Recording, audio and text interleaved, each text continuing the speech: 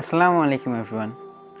Present টাইমে আমরা টেকনোলজিতে অনেক অ্যাডভান্সমেন্ট করে ফেলেছি এবং পৃথিবীর যে কোনো প্রান্তে থাকা কারোর সাথে কমিউনিকেট করা এখন অনেক সহজ। শুধুমাত্র পৃথিবী নয়, বরং এক্সট্রা টেরেস্ট্রিয়াল লাইফ অর্থাৎ এলিয়েনদের উদ্দেশ্যেও আমরা বার্তা পাঠিয়েছি। 16ই নভেম্বর 1974-এ ভিনগ্রহীদের সাথে যোগাযোগের উদ্দেশ্যে পাঠানো হয় একটি এনকোডেড মেসেজ, যার মধ্যে ছিল 3 মিনিটের একটি অডিও বার্তা এবং একটি ডায়াগ্রাম, যেটা শুধুমাত্র বুদ্ধিমান এলিয়েনরাই ডিকোড করতে পারবে। এটা ছিল একটি আরএসইও মেসেজ, যা M31 বা মেসিয়ার 31 অর্থাৎ আমাদের প্রতিবেশী গ্যালাক্সি অ্যান্ড্রোমেডাতে পাঠানো হয়েছিল। কিন্তু কী বলা ছিল এটাতে? And you will be shocked, এটার একটি রিপ্লাইও আমাদের কাছে এসেছে। এ সম্পর্কে বিস্তারিত জানতে হলে ভিডিওটি শেষ পর্যন্ত দেখতে থাকুন।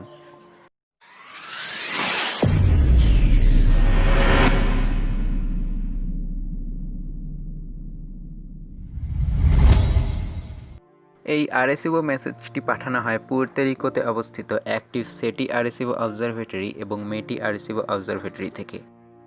সেটি অর্থাৎ search for extra terrestrial intelligence এবং মেটি অর্থাৎ message for extra terrestrial intelligence. সহজ ভাষায় বললে, যারা মহাকাশে বিভিন্ন সাউন্ড ফ্রিকোয়েন্সি এবং অন্য ধরনের অ্যাক্টিভিটি খোঁজে ও যারা মহাকাশে এলিয়েনদের উদ্দেশ্যে মেসেজ সেন্ড এবং রিসিভ করে। আরএসইও অবজারভেটরি পৃথিবীর সবচেয়ে বড় রেডিও টেলিস্কোপ, যা 100 ফুট জুড়ে বিস্তৃত। 3 মিনিটের এই অডিও মেসেজটিতে রয়েছে 1679টি বাইনারি ডিজিট অর্থাৎ 0 এবং 1। এই মেসেজটি এনকোডেড অবস্থায় যখন ভিনগ্রহীরা দেখবে, তখন তারা দেখবে 73টি রো এবং 23টি কলাম। এই 73টি রো এবং 23টি কলামের মধ্যেই রয়েছে পৃথিবী থেকে আসা মেসেজটির বিবরণ। এই এনকোডেড রেডিও ওয়েভসগুলোকে কোনো বুদ্ধিমান এলিয়েনরাই ডিকোড করতে পারবে এবং বুঝতে পারবে এতে কী রয়েছে। বিজ্ঞানীরা এই রেডিও ফ্রিকোয়েন্সি মডিউলেট ও 1679টি বাইনারি ডিজিটযুক্ত মেসেজটি গ্লোবাল ক্লাস্টারে পাঠিয়েছিলেন, যেটা আমাদের পৃথিবী থেকে 25,000 আলোকবর্ষ দূরে রয়েছে। এটা অ্যান্ড্রোমেডায় অবস্থিত হারকিউলিস স্টার সিস্টেমের অন্তর্গত। কর্নেল ইউনিভার্সিটির একজন বিজ্ঞানী এবং ড্রেক ইকুয়েশনের সৃষ্টিকর্তা ফ্র্যাঙ্ক ড্রেক এই মেসেজটি বানিয়েছিলেন এবং তাকে অ্যাসিস্ট করেন কার্ল সাগান এবং তার টিম। মেসেজটির মধ্যে থাকা 1679টি বাইনারি ডিজিট, যা 210 বাইট, একে 2380 মেগাহার্জ ফ্রিকোয়েন্সিতে প্রেরণ করা হয়েছিল। একে মডিউলে শিফট করা হয়েছিল 10 হার্টজে, যাতে দরকার পড়েছিল 1000 কিলোওয়াট শক্তির। এই মেসেজে ব্যবহৃত বাইনারি ডিজিট অর্থাৎ 0 এবং 1গুলোকে 10 বাইটস পার সেকেন্ড ফ্রিকোয়েন্সিতে পাঠানো হয়েছিল, যার টোটাল ব্রডকাস্ট ছিল প্রায় 3 মিনিটের। মেসেজটিতে 1679টি বাইনারি ডিজিট রাখার কারণ হলো একে 73টি রো এবং 23টি কলামে সাজানো যায় এবং মেসেজটিকে বুঝতে আরও সুবিধা হয়। এই মেসেজটিতে বিজ্ঞানীরা কি বলেছিলেন? এটা হলো মেসেজটির অরিজিনাল অর্থাৎ এনকোডেড রূপ। এটি 73টি রো বাই 23টি কলাম অনুসারে সাজানো, যেটা লাইন বাই লাইন এমন দেখতে লাগে। মেসেজটি ডিকোড করার পর এটা এমন দেখতে লাগবে। এই ছবিটি 7টি ভাগে বিভক্ত। সবার উপরে সাদা রঙে আছে 1 থেকে 10 পর্যন্ত সংখ্যা বা নিউমেরিক ডিজিটস। এর নিচে রয়েছে রাসায়নিক সংকেত অনুযায়ী অ্যাটমিক নাম্বার, যা গোলাপি রঙে আছে। ফসফরাস, অক্সিজেন, নাইট্রোজেন, কার্বন এবং হাইড্রোজেন মিলে গঠিত ডিঅক্সিরাইবোনিউক্লিক অ্যাসিড অর্থাৎ ডিএনএর অ্যাটমিক নাম্বার। এটা বোঝা সহজ।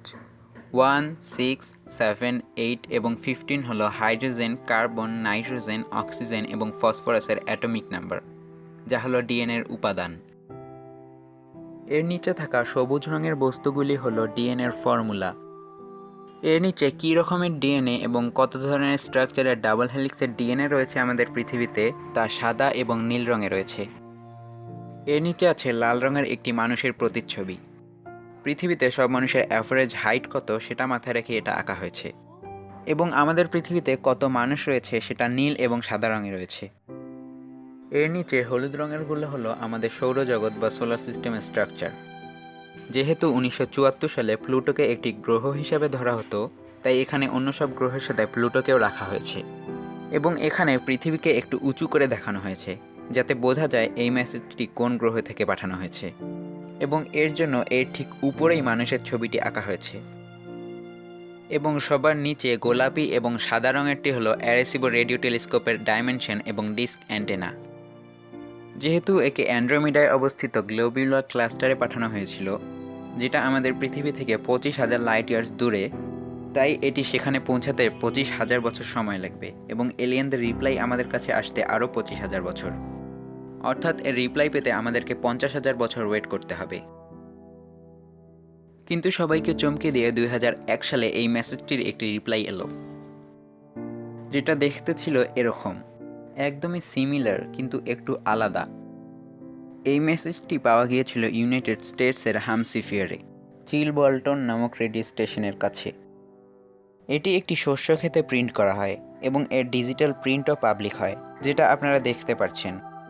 2001 সালের 19শে আগস্ট শস্য ক্ষেতে প্রিন্ট করা 75 ফুট লম্বা এবং 20 ফুট চওড়া এই রিপ্লাইটির নাম দেওয়া হয়েছিল দি আরেসিবো রিপ্লাই।